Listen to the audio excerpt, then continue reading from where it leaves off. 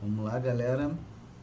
Voltando aqui, né, para nós falarmos um pouco sobre o filme Cafundó e aí começar a entender o que são essas hibridizações culturais, né? A gente fala muito, a gente ouve, né, muito sobre as formas híbridas. A gente já tem uma leve noção, mas João Camargo, ou conhecido o Preto Velho de Sorocaba, tá? Ele conta, ele narra a história, né, desse ex-escravo, não de uma forma comum que nós conhecemos na história, né, que é a forma linear.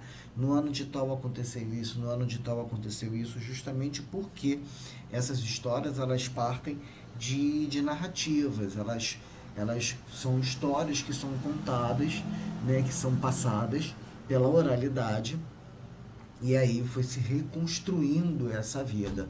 Então dá uma liberdade, né, ao diretor para poder criar, né, essa história que será perpetuada, que será registrada e será compartilhada posteriormente. Então só nessa primeira fala nós podemos perceber que é, alguns termos serão comumente utilizados, né? Oralidade, narrativa, reconstrução de uma história, compartilhamento.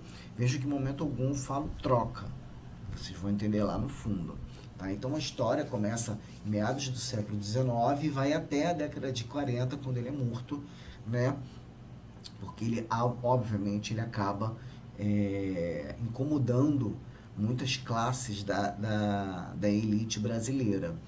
Então aqui nós temos uma foto dele, né, o jeito que ele sentava, e uma escultura, né, que ele acaba virando um símbolo. Então, a partir do momento em que existe um ideário, existe uma imagem, né, nós acabamos criando, né, um sistema simbólico de cultura. Nós temos, vocês vão ver, vocês viram no filme, nós vamos ver adiante, né, nessa aula, em que o que João Camargo fez foi, na verdade, a construção de uma religião, onde praticamente ele cria um ritual, né, e isso faz parte de um sistema cultural que foi o único dentro de Sorocaba no momento em que a cidade ainda estava num processo de formação.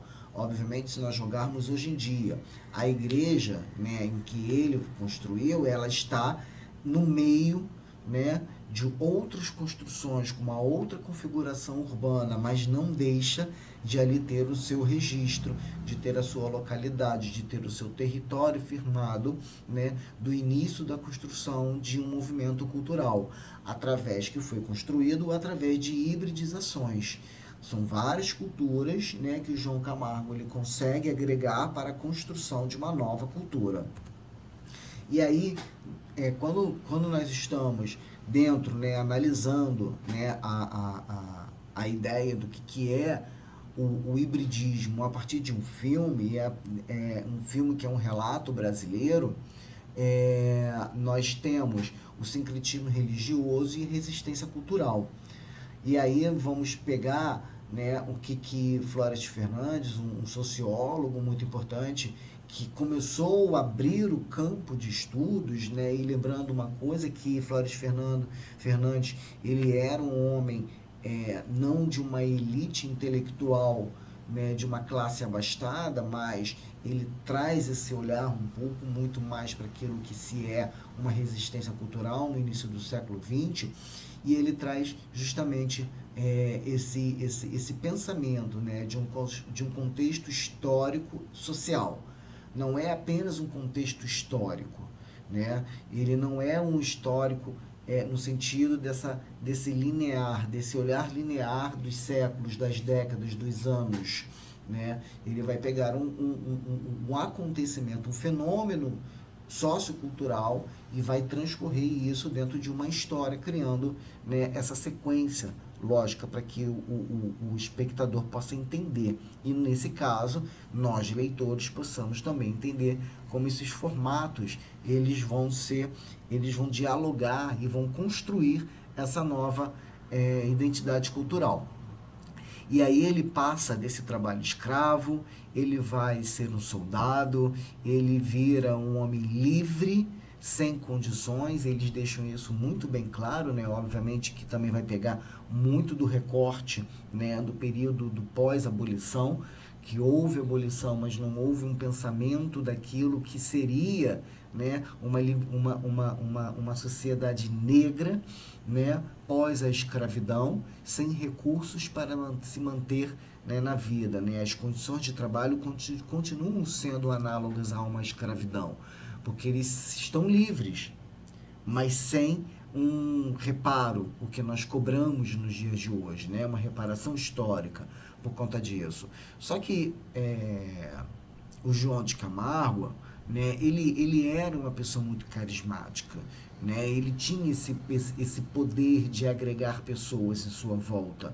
Né? Então, ele começa, através de diversos questionamentos e atravessamentos dentro da sua vida, a ter uma missão, vamos dizer assim, e dentro dessa missão ele constrói aquilo que o Estado não fez, de dar atenção a essas classes, né, que vieram posteriormente ao processo de abolição.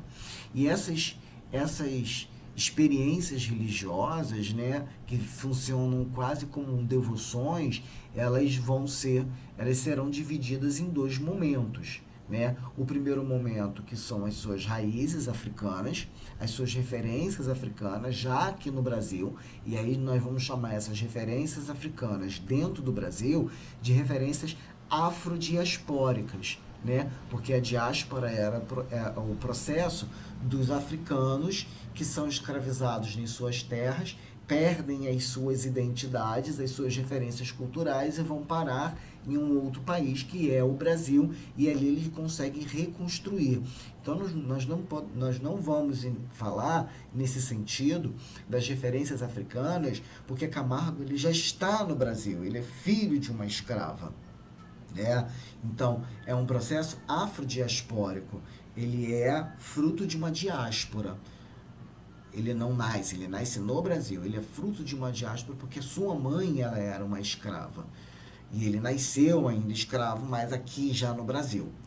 E dentro dessas experiências, né, ele consegue construir, né, como fosse uma divindade, fruto de práticas religiosas que compactam com matrizes africanas, o catolicismo e, finalmente, traços do espiritismo. E também, né, características indígenas, onde nós vamos ver principalmente a utilização de ervas, né, no sentido de curar.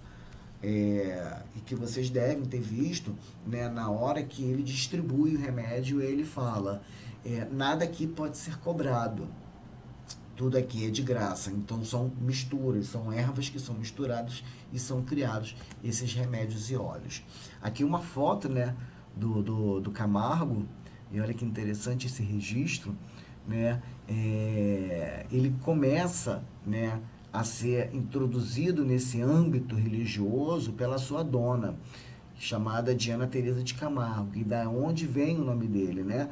Com essa nova vida, porque os colonizadores, né, como eles faziam a morte simbólica dessa pessoa, ele chegava aqui, ele já recebia um novo nome, então geralmente é um nome português, né, e o sobrenome é o sobrenome que ele ganha, né, da própria família que compra ele, né, que comprou a mãe dele. Então ela acaba, né, levando também para o seu novo pensamento, porque na cabeça deles os negros não tinham alma, então eles precisavam da presença de Jesus Cristo, né, para que eles tivessem uma alma e assim poder posteriormente, quando morrer, passar pela salvação, enfim, todo aquele rito, né, católico. Mas a sua trajetória, na verdade, ela não é marcada apenas pelo fato dele ser filho, né, nascido já no Brasil, onde tinha o seu corpo escravizado, ele tinha uma sinhá, ele tinha donos, né, e apenas atravessado pela religião católica. A religião católica ela foi introduzida dentro da sua cultura, que já veio de familiar de cultos, né, de orixás, né, de narrativa, de cosmologias africanas. E esse processo ele começa como são duas culturas, né, e elas vão se aproximar. E nessa aproximação, elas vão se juntar para criar uma nova outra cultura. E aí, só dando essa continuidade, né, da sua história, ainda pelo olhar de Florestan Fernandes, né, que foi muito interessante e importante para que pudéssemos entender, possamos entender essa trajetória dele, né, que essa influência, né, junto com o curandeirismo que vieram da sua mãe, ele disse que foi praticamente, Florestan Fernandes aponta que foi praticamente uma profetização daquilo que seria o menino, né? Que ele teria uma missão. E são essas visões que vão mostrar como ele deve seguir esse caminho. Então, aí, a partir desse momento, ele inicia essa nova fase da sua vida, né? Conhecido como um grande líder, né? de um território. Então, nós temos a sua vida atravessada por características da cultura e da religião católica, né, o catolicismo ibérico, e aí vocês vão entender mais na frente o porquê que eu falo catolicismo ibérico, porque no Brasil existe uma grande diferença do catolicismo muito enraizado na Europa e aquilo que nós iremos conhecer posteriormente como o catolicismo popular.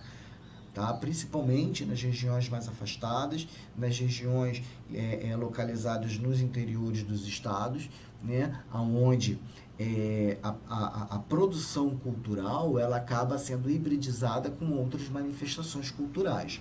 Também pela sua ancestralidade. Então, nós temos aqui o exemplo típico, né, de uma cultura hibridizada, que é o catolicismo, mais essas tradições afrodiaspóricas.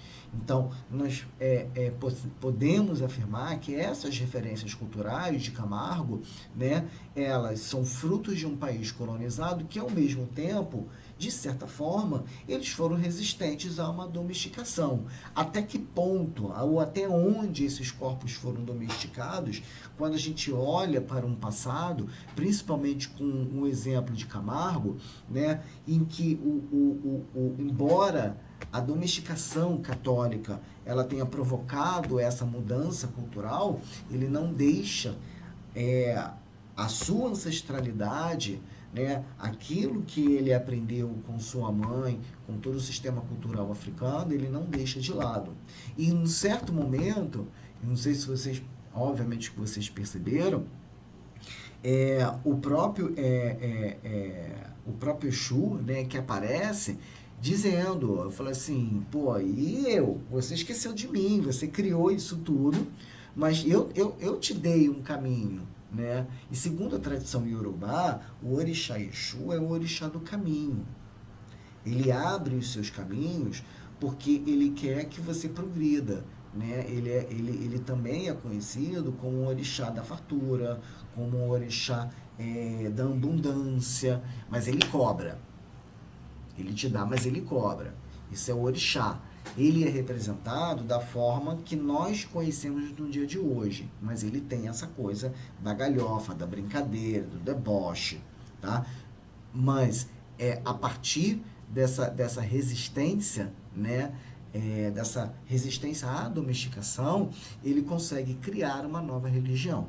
Aí nós temos características do catolicismo europeu, das religiões de matriz africana, que elas começam a ser introduzidas e a ser construídas no Brasil, e da doutrina também kardecista de Allan Kardec, a qual até um ministro, né, que faz uma visita ao juiz da comarca, ele faz um deboche, que eles estavam falando, né, música boa, música italiana, né, das óperas italianas, e o que o Camargo faz, esse batuque, fazendo uma crítica, né, tudo que era relacionado aos negros, a elite falava de batuque.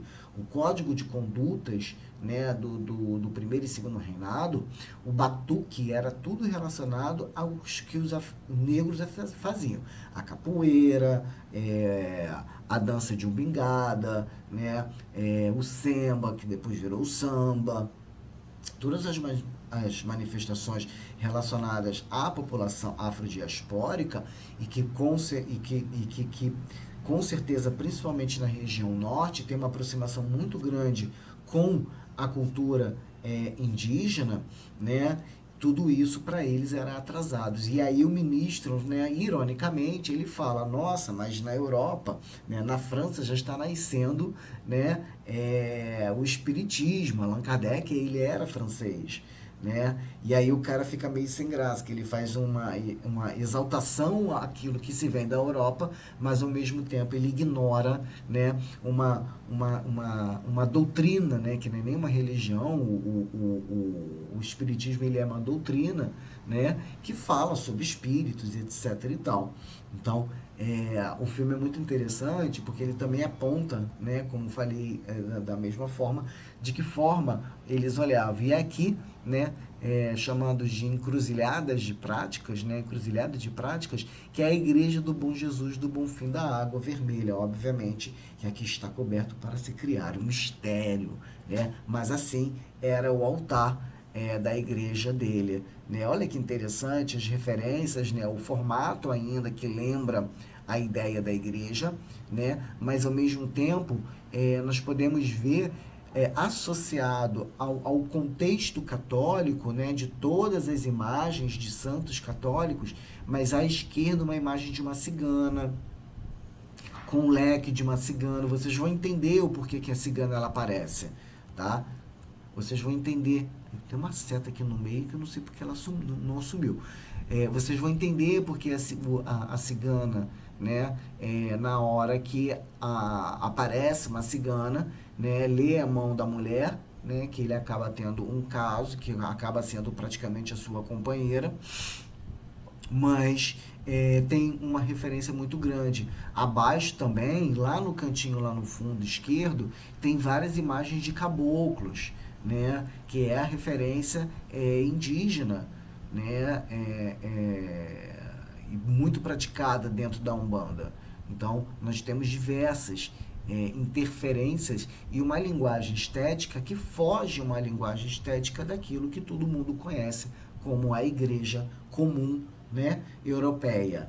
É uma ressignificação, é uma nova linguagem, uma reinterpretação de uma cultura ibérica, né? Então aqui nós podemos dizer, esta igreja ela passou por um processo de hibridizações culturais, porque ela traz diversas características de outras culturas, criando um outro sistema cultural. É um sistema cultural religioso? Mas não deixa de ser um sistema cultural.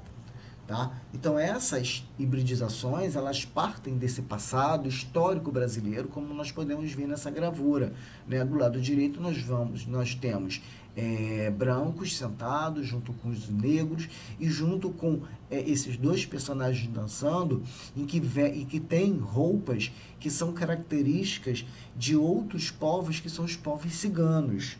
Por isso a cigana aparece, né? Por conta dessas referências, né? Do processo de colonização. E no Brasil, muitos ciganos chegaram aqui através de, vamos dizer, prisões, né? Existe um livro, Fernando Bueno, se eu não me engano, que ele fala dos degenerados, né? Europeus, em que eles são expulsos do país e vão para os países para os continentes que são colonizados, né? Então, como a Europa, Portugal, a França, eles acabam colonizando outros países fora da Europa, né? Esses degenerados, eles eram jogados para dentro dessas colônias. Então, obviamente que eles acabam também trazendo todas essas referências, né, de outros povos. Então, esse encontro, né, mítico, né, entre portugueses, os indígenas, aqui eu coloquei indígena, índio, porque no texto está assim. E o Sikh significa uma coisa errada, entendeu? Idealizados, reservando ao negro espaço de detração, que é um menosprezo, e empecilha ao progresso, tá? Então, quando nós olhamos o passado e a gente percebe essa construção dessa identidade nacional, né? O que é popular, ele era considerado como uma classe mais baixa. Por isso eles falam muito do popular, a cultura popular, tá? Desse lugar, e ele é chamado de baderna ou desordem. E aí só um parênteses para essa palavra baderna, e eu não sei se vocês sabem, mas o nome baderna ele vem do nome de uma bailarina, Maria Baderna ou Marieta Baderna. Marieta Baderna, ela foi uma mulher branca, italiana, em que ela chega no Brasil e ela fica encantada com a dança africana vindo dos povos de Lundu, né? Então, a dança Lundu, né, que tem características africanas, ela fica encantada e ela começa a introduzir esses passos para a sua dança no balé. E obviamente que a elite ela fica totalmente incomodada. E ela faz uma revolução aqui no Brasil. Né? Depois procure, tem um livro muito bacana dela contando a história da vida dela, né? Marieta Baderna ou Maria Baderna. E aí a elite pegou o sobrenome dela, né? E essa mulher, essa baderna, né? O que essa baderna faz? E aí baderna começou a ser relacionado a tudo que é bagunça, a tudo que é desordem, a tudo que está fora do controle do Estado. Por isso nasce o nome de baderna, por conta dessa mulher que era uma bailarina e que introduz a cultura africana, né, e afrodiaspórica para a sua dança. E a sua dança que é totalmente elitista. Então é muito interessante, e olha como essas hibridizações, essas histórias, elas contam e narram as histórias brasileiras. Tá? E aí tem um outro livro, né, chamado O Império do Divino, Festas Religiosas e Cultura Popular no Rio de Janeiro, de 1830 a 1900, da professora Marta Abreu. Tá? Esse livro ele é muito interessante porque ele vai falar sobre a festa do Divino Espírito Santo, né, que é um cortejo, que tem bandas, cantigas, dança, performance, teatralização e uma certa carnavalização, tá? De uma devoção religiosa. A festa do Divino Espírito Santo, eles acabam mesclando a cultura africana e afrodiaspórica dentro das tradições, dentro dos ritos católicos, formando novas festas. As nossas festas nos dias de hoje, e mais lá na frente nós vamos ver isso, nesse processo, as nossas festas são o quê? São hibridizações culturais. Porque o povo ele gosta de festejar, não é à toa. A festividade brasileira, ela parte de um pressuposto de uma formação de hibridizações culturais. Se nós pegarmos hoje, né, vídeos sobre territórios africanos no mundo contemporâneo, eles até hoje mantêm os seus costumes e hábitos da dança. E isso é agregado ao Brasil. E através desse processo de hibridização, nós vamos ver, no filme, inclusive, aparece um cortejo, tá? Do Divino Espírito Santo, e um cortejo que nasce paralelo ao Divino Espírito Santo, que é a coroação de uma rainha negra. Porque junto com muitos escravos que vieram das Áfricas, vieram muitos reis e rainhas africanos. E aqui eles tiveram suas identidades todas apagadas. E quando todos reconhecem esses reis e rainhas africanos aqui no Brasil, eles criam essa festividade paralela ao Divino Espírito Santo, que é a cena onde aparece uma negra vestida com roupas, né, suntuosas portuguesas, com uma coroa portuguesa na cabeça. Uma coroa europeia na cabeça. Aquilo é hibridização. Né? Aquilo é hibridização. É a reconstrução de uma realeza africana com as vestes europeias e a criação de uma festividade. E hoje em dia ainda existe o Divino Espírito Santo. Né? E aí também nós temos a capoeira, que é muito importante. Né? A capoeira, como eu falei, a capoeira domesticada. Né, a imagem da aula passada. A capoeira domesticada, ela vai ser hibridizada por conta das questões políticas. Aqui nós temos uma outra gravura também, né, a festa do Divino Espírito Santo, né, com a visão europeia, aonde as famílias, né, elas abriam suas portas e passava o cortejo pedindo dinheiro, né? Nós podemos aí ver um homem com uma sacolinha e o Sagrado Coração de Jesus na mão, né? Pedindo dinheiro, né, para as pessoas. Né? No caso, nós temos um negro escravizado de joelho, como ele estivesse recebendo uma bênção. E atrás, né, a família lá atrás, acompanhado por 2 homens segurando bandeiras e outro macho, uma criança na mão, com suas vestes europeias, e as demais, que é a banda, né, tocando essas músicas e os soldados protegendo. Então, olha quantos significados tem essa música, essa imagem. E aí, quando vocês percebem, né, o negro ele não está apenas ajoelhado, né, pedindo uma reverência, mas ele está pegando uma moeda que foi jogada pela mulher lá em cima da sacada. Ela não ia descer, né? Ela ia jogar. E aí o negro é que vai e abaixa, pega como uma reverência, abaixa a cabeça, né, para poder entregar. Né? Então, os significados dessas imagens, a gente pode entender e compreender o sentido dessas festas. Aqui, uma outra imagem, tá? Inclusive no canto direito nós podemos ver novamente, né, negros doando, né, aquilo que pouco recebe. À frente um outro escravizado ali, com certeza pagando um castigo, né, um negro fujão, ou que deixou de fazer alguma coisa, ou por ter furtado, e o cortejo seguindo, né, arrecadando comida, isso tudo para o Estado. Essa arrecadação não é para os negros, né? Essa arrecadação é para a igreja, essa arrecadação é para o Estado, é para o Estado, né? A partir do momento que igreja e Estado, eles estão muito unidos, tá? Aqui outra gravura, tá? Do Divino Espírito Santo. Então reparem, e sempre existe um desfile em cortejo, existe sempre essa tradição católica, existe a presença dos populares trocando instrumentos. Instrumento, a gente pensa em música, né? A gente pensa em festividade, sempre vem atrelada a todas essas características simbólicas. Tá?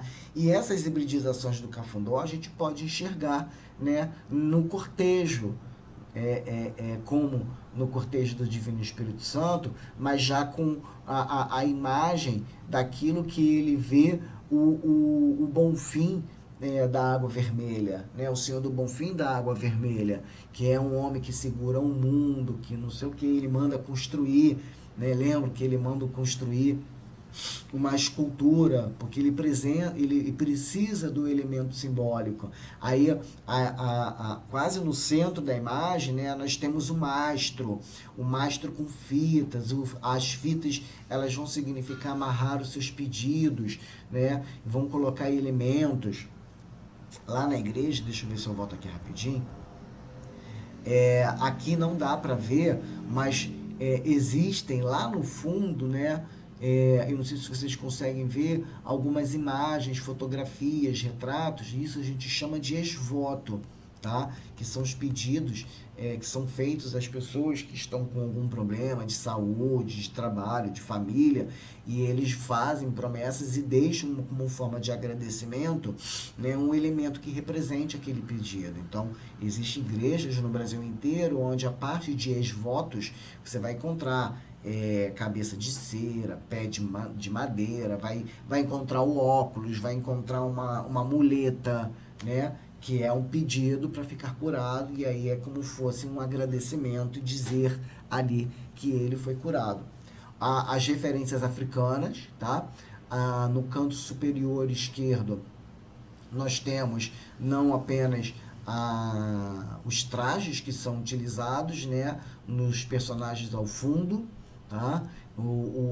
Os cestos, o trançado, em diálogo com já uma questão europeia, que é a fonte no meio, que tem uma imagem grega, né, com referências da cultura grega, a construção na parte lá atrás, fazendo o cenário de fundo, em constante diálogo com a estrutura social e cultural africana, né? E aqui na parte de baixo, né, que é uma das suas reconstruções, é como fosse um grande quilombo, né? E as construções reconstruindo as casas desses sujeitos, né, destes personagens, né, que acabam libertos e tentam reconstruir através dos elementos brasileiros encontrados aqui no Brasil, reconstruir aquilo que eles tinham na África, né? Então, é um retorno, né? A tentativa de uma... Mas eles não estão na África. Até o próprio João Camargo ele fala. Mas nós não estamos na África, nós estamos no Brasil. Que, obviamente, essa construção não será igual como a da África, porque ela está utilizando elementos que são do Brasil. Aqui já é a fase, né? Se vocês vão lembrar, a fase de João Camargo já nesse processo mais católico, mas ele traz referências que ora são católicas e ora, né, são das tradições afrodiaspóricas dentro das religiões de matriz africana que começam também a surgir, né? Como na foto menor, né, se vocês estão vendo, parece que tem um lenço no pescoço dele. Isso na África é chamado de pano da costa. O pano da costa ele tem várias funções, além de vestir, também de proteger o corpo, né? O pano da costa pode ser amarrado na cabeça, pode ser amarrado na cintura, na altura do peito e também ser colocado no pescoço. Né? Aqui no Brasil, a posição, se ele está no ombro esquerdo, no ombro direito, ele também possui significados.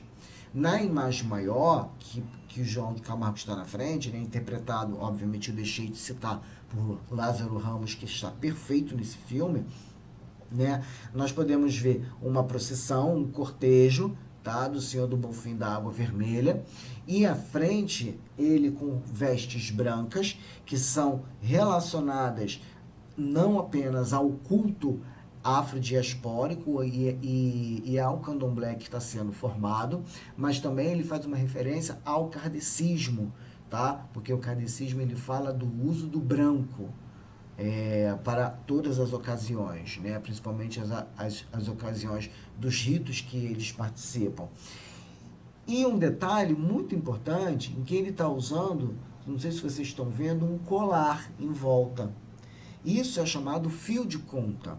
O fio de conta ele está na cor de Xangô, e Xangô aparece no filme, né, que é o orixá da justiça.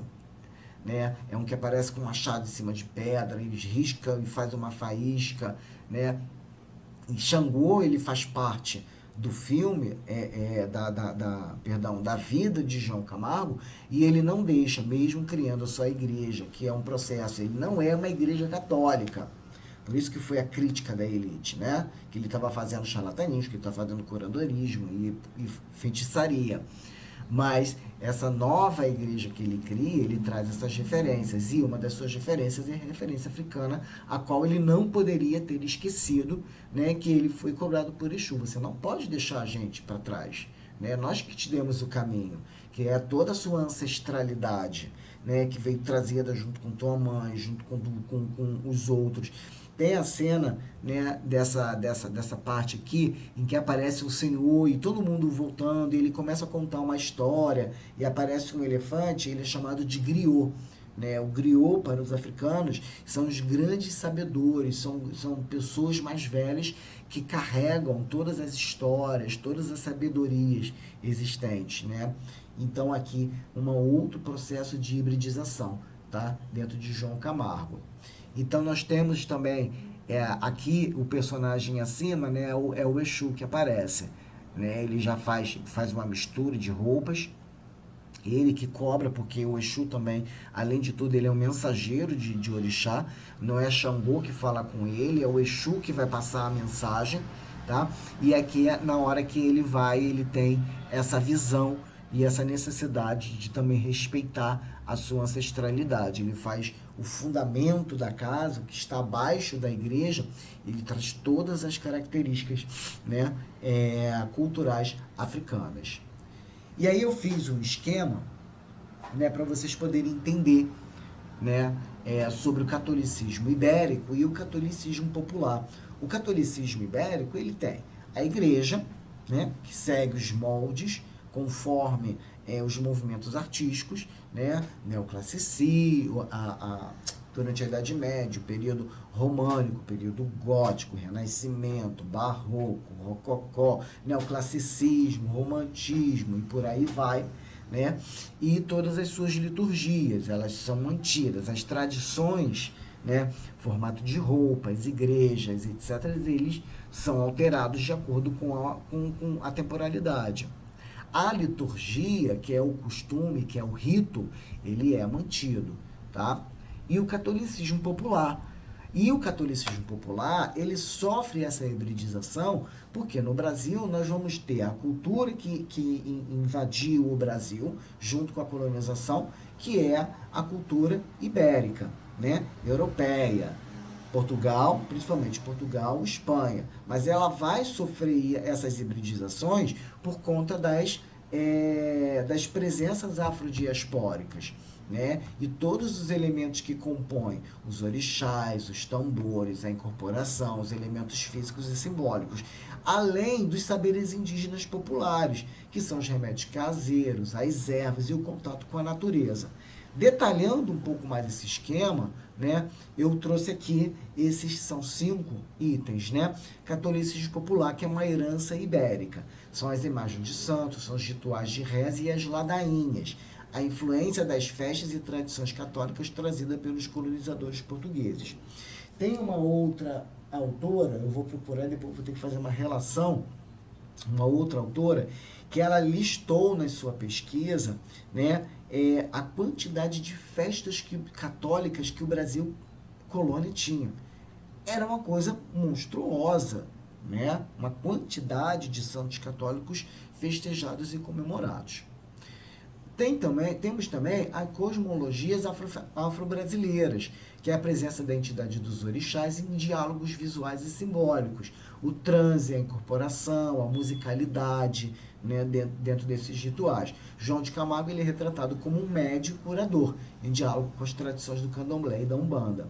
Os elementos indígenas, né, que estão relacionados às ervas, à relação espiritual, aquela senhora que vai falar com João Camargo no momento que acho que ele está bêbado, né? E obviamente as práticas de cura e o ambiente natural, tá?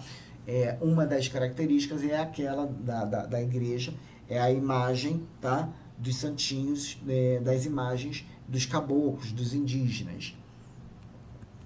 Nós temos o misticismo popular sincrético, isso é fantástico, né? Que é essa construção de um novo território, de um espaço sagrado, né? Onde João Camargo ele vai começar a transformar isso tudo numa nova religião, né? Dentro de várias hibridizações católicas, dos cânticos africanos, das práticas de benzimento, do uso de ervas, da sabedoria ancestral indígena.